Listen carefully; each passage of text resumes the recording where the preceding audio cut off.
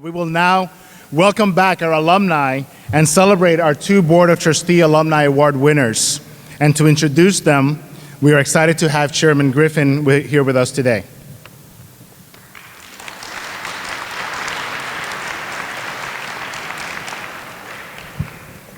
Thank you, Dr. Torres, and welcome again to everyone. And I appreciate our newest alum hire, Jeff Margolis, and his team for arranging this wonderful ceremony.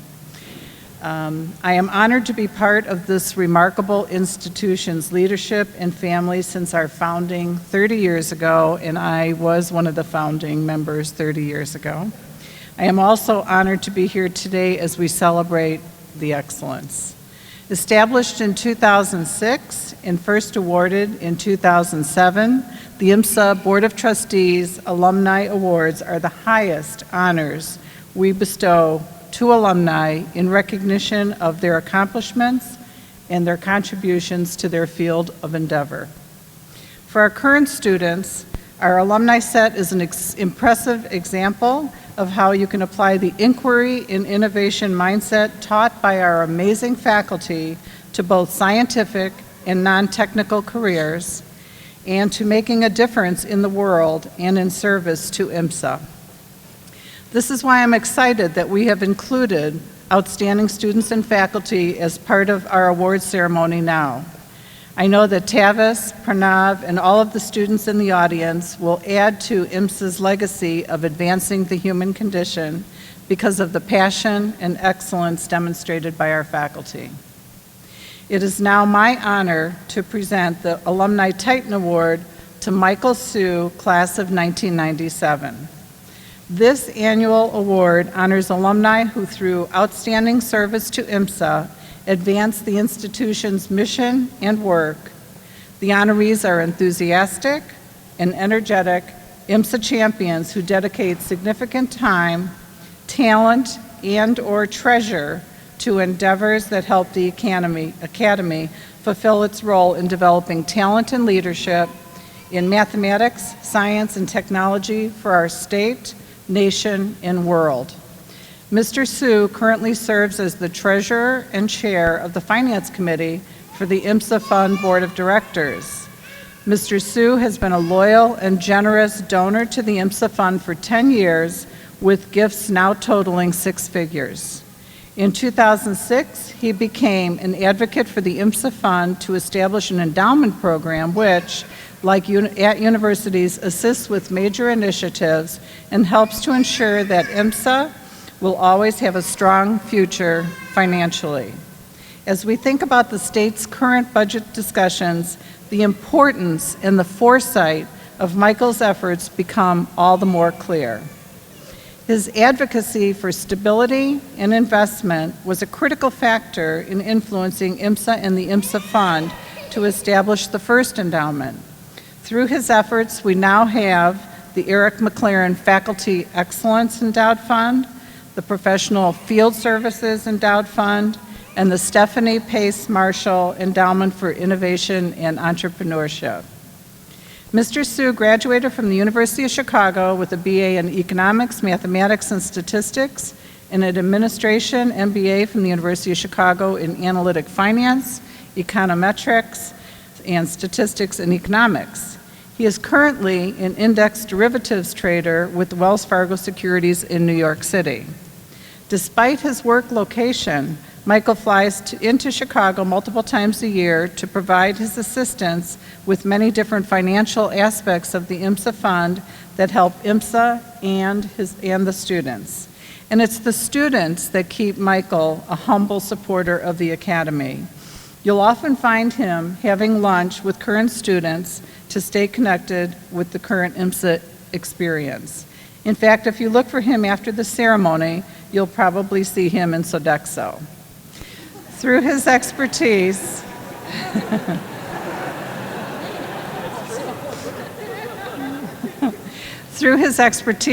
leadership, and financial support, he works tirelessly to ensure IMSA's viability for the future. Michael, congratulations. Please join me to receive your Alumni Titan Award.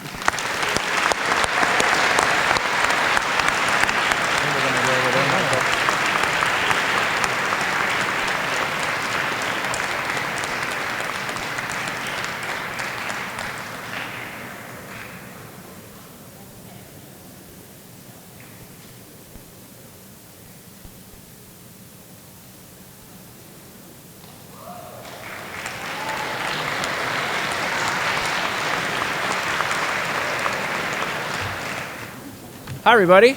My name is Michael Sue. I'm class of 97. I can't believe I'm standing here.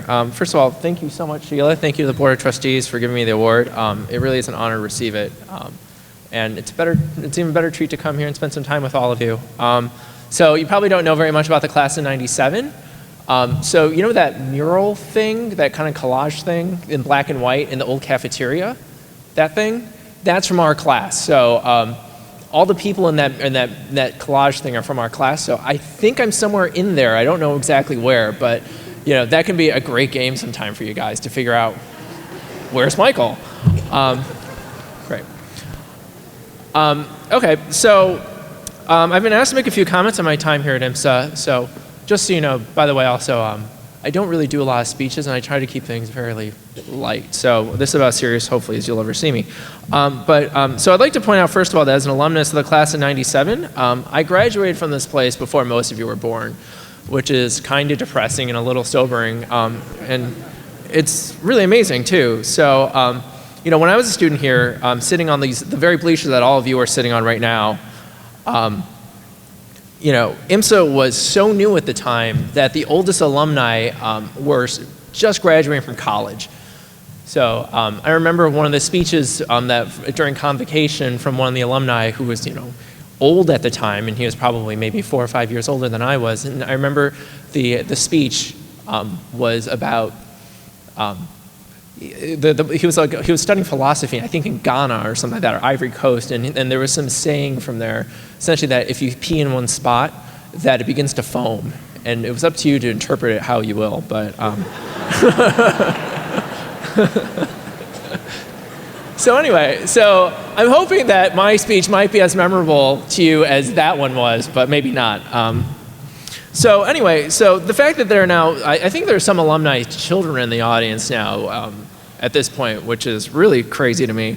And I was kind of thinking to myself, if I were a student sitting in the bleachers that you're sitting in now, and there was actually an alumnus as old and as ancient as I am, out there, what would I want to hear from him? And so at first I kind of thought to myself, you know what? Maybe I really wouldn't want to hear anything at all from the alumnus because, what can they possibly say that's, of relevance? I mean, they haven't been here since before I was born. And then the other part of me was kind of like, well, maybe it might be kind of interesting to kind of share with you some of the things that, have changed over time. Or maybe there's a lot of similarities here. And I think it's actually, what actually has surprised me the most of anything is how little, or how similar, not how little things have changed, but how similar the experience is today than it was, 15 years ago, or 17 years ago, or 20 years ago, or however long, 30 years ago, right? As long as the place has been here. And it is fun to be able, as a class of 1997, to be able to talk to people who were born in 1997 and be able to relate to them in some ways. So for example, talking about some of the challenges and agonies of MI3 problem sets. Those were there back then, and they were just as hard. Chocolate milk in the cafeteria is still pretty awesome back then as it is now. So there are some things that are still the same. There's some things that are different. I think that, believe it or not, the cafeteria food now is way better than it used to be. Think about that. All right, so so rather than just have this random collection of stories about when I was your age type of things, I thought I'd take a little bit of time. This is the boring part, so sorry. To tell you a little bit about why, or the things I did that got me up here in front of you today. To maybe, if you would like to talk to future students, you can do this too. And the other thing is, I also wanted to talk a little bit about the future, about this place and about your futures as well, because I think that might be something of note. But if you really want when I was your age stories about IMSA, really you can come find me in Sodexo after this and we'll reminisce. Yeah, it's great. So first I want to start my talk about why IMSA is here. Because as a student I really didn't think about it much, right? This place was pretty much my high school, and it wasn't really until I graduated that I really thought about, and I went to the real world, that I kind of realized I missed the point of this place, right? Because, you kind of look at this place and you're just like, all right, I get up, I walk to class, I do my thing, and I go home and I do study hours and then go back to bed. You do study during study hours, right? All right, good. Right. Okay. So, so I thought I might let you in on a few secrets about this place in terms of, why it's actually here. So, as I'm sure you've heard countless times from people, the mission of IMSA is, IMSA, the world's leading teaching and learning laboratory for imagination inquiry, is to ignite and nurture creative, ethical, scientific minds that advance the human condition, on and on and on and on and on, right? I think you've heard that before. Now, as a student, when I first heard this, I have to admit, I mean, no offense, Dr. Marshall, no offense, Sheila. I mean, it kind of sounds a little bit like some flowery mumbo jumbo that I really didn't get. And sometimes when I stop and think about it, it still kind of does. It's true. Maybe you guys do too. I don't know. So, I mean, I personally like to simplify things because, I work on Wall Street and I work as a trader. And we traders are not particularly thoughtful. We're not very intelligent. So, as an alumnus, I'm really sorry to have so many shortcomings in that front. But thank goodness we have people like Gabriel here who can even us out. So, it's a good thing that people like him are here. So, I like to replace the whole, IMSA, the world's leading teaching, blah blah blah, human condition, right? That's how it all ends. I like to replace this with something a little bit more straightforward. So I asked myself, at some point in time, long after I had left this place, what is IMSA and why is it here? I mean, and is it really here just so we can drink chocolate milk at lunch? And some days I thought maybe it is, but most of the time I don't think that's why it's here. So here is what I came up with as to why IMSA is here. Why are all of you here? Right? Why are we talking about this place? And my answer to all this was that IMSA really is, and the way to look at it is that it's an incubator, okay? And it's an incubator that takes the smartest teachers and the smartest students that this place can find, okay? And invests in them in the hopes that they can change the world. And that's pretty much about it. Obviously change the world for the better, but change the world. So, I've had, not like a really long career in finance, but I've had a fairly long career in finance at this point in time, and I spent a lot of time thinking about money. I don't know if you were listening to Sheila in terms of kind of how she introduced me, but, a lot of it had to do with money.